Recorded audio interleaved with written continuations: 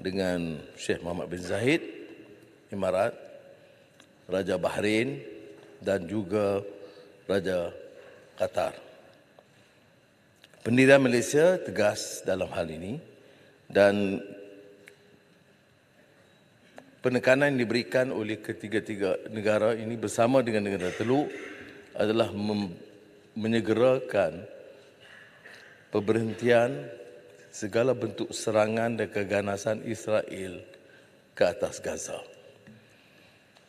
Saya juga ucapkan penghargaan kepada Abdul Fattah Sisi, Presiden Mesir, kerana dorongan beliau untuk menyegerakan pembukaan sempadan, membolehkan hantaran makanan dan perubatan ke Gaza. Itu satu laluan yang sangat suka. Pertama dengan tindakan biadab Israel mengebom kawasan sempadan dan ia memerlukan langkah tambahan kerajaan Mesir untuk memperbaiki laluan itu. Dan keduanya pada peringkat awal hanya membenarkan 2 kontena. Dan setelah ada desakan berterusan sampai ke 20. Mengikut semua kajian, keperluan harian Gaza ketika itu adalah 200 kontena satu hari. Terkini, Presiden Tayyip Erdogan menghubungi saya dan Menteri Luar Turki juga begitu. Dan dari maklumat kepada Raja Arab Saudi, putera Mohammed bin Salman dan Turki, bercadang untuk menganjurkan sidang negara-negara, ketua-ketua negara Islam. Saya telah meminta Menteri Luar untuk menghubungi Turki dan Arab Saudi untuk menyatakan bahawa mungkin ada kewajaran mengadakan sidang tergempar itu yang melibatkan juga negara-negara seperti Brazil, Irlandia, Rusia dan negara China yang menyatakan sikapnya agak tegas menentang keganasan Israel. Yang kedua ialah tentang apa yang disebut sebagai tekanan dan ugutan. Pertama, Duta Besar kita ke Washington telah dipanggil oleh Jabatan Negara Amerika Syarikat yang mempersoalkan keputusan kita terhadap permasalahan Arab Israel, khususnya keganasan Israel terhadap Gaza. Dan Duta Besar kita tegas menyatakan pendirian kita. Oleh kerana keengganan kita untuk membantah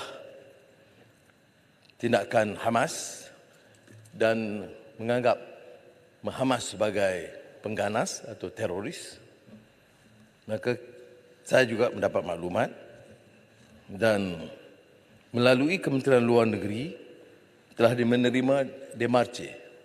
Demarche ini menjadi tata tindak dari Kedutaan Amerika Syarikat 2 kali. Kali pertama 13 Oktober dan kali kedua 30 Oktober.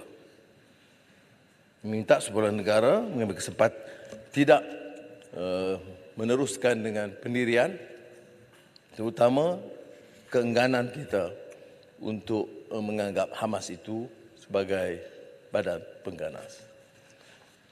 Dan saya telah jawab dalam majlis di stadium baru-baru ini dan saya tegaskan bahawa Malaysia kekal dengan pendirian bebas kita, pertimbangan kemanusiaan kita dan menganggap pencerobohan itu haram dari segi undang-undang dan kaedah antarabangsa.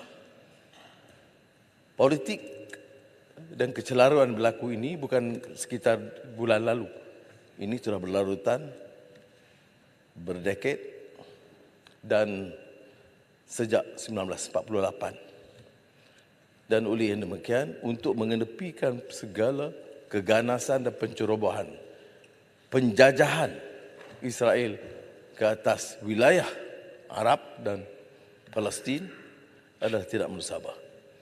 Sering kita kaitkan umpamanya perbandingan bila Rusia mengambil tindakan menaluki sebahagian kawasan penduduk Rusia di Ukraine, itu dianggap pencerobohan. Bila Israel selama puluhan tahun menjajah wilayah Palestin, itu dianggap sah dan tidak dibantah oleh negara-negara termasuk Amerika Syarikat. Nelson Mandela dan ANC, African National Congress, itu selama puluhan tahun dianggap oleh negara-negara barat sebagai badan pengganas atau teroris. Yang mereka lakukan adalah tindakan menentang sikap kejam apartheid yang menjajah Afrika Selatan. Yang dilakukan oleh badan-badan termasuk Hamas adalah membantah penjajahan dan keganasan Israel ke atas Palestin, khususnya Gaza. Jadi penanganan kita agak konsisten. Saya juga ingin mengambil kesempatan ini, Tan Sri Yang Ketua, untuk menggesa seluruh rakyat Malaysia tanpa mengira kaum dan agama untuk melihat ini dari segi kaedah sejarah dan kemanusiaan. Dan janganlah jadikan isu ini sebagai isu yang membedakan sikap kita terhadap apa itu kemerdekaan. Malaysia merdeka menolak penjajahan Inggeris dan kita bersama menentang penjajahan Inggeris.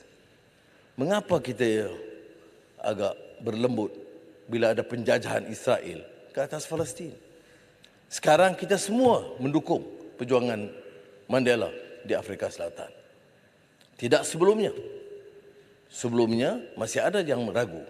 Tapi sekarang kita yakin tindakan mereka itu kerana keganasan dan penjajahan apartheid kulit putih terhadap orang kulit hitam. Jadi saya ingin menggesa rakan-rakan kerana ada juga suara-suara yang menganggap kita agak pertama terlalu keras, keduanya bertentangan dengan sikap berkecuali Malaysia. Ya, Malaysia mendukung prinsip berkecuali. Tapi tidak berkecuali dalam soal kezaliman. Tidak berkecuali bila ribuan anak-anak dibunuh dan dibom. Tidak berkecuali dalam soal keadilan kemanusiaan. Oleh itu, saya ingin sekali menggesa rakyat Malaysia. Jangan izinkan isu ini untuk memecah belah dan memperkatak-katikkan. Isu ini betul isu yang sangat dekat dengan umat Islam. Tetapi isu ini adalah isu dekat dengan kemanusiaan.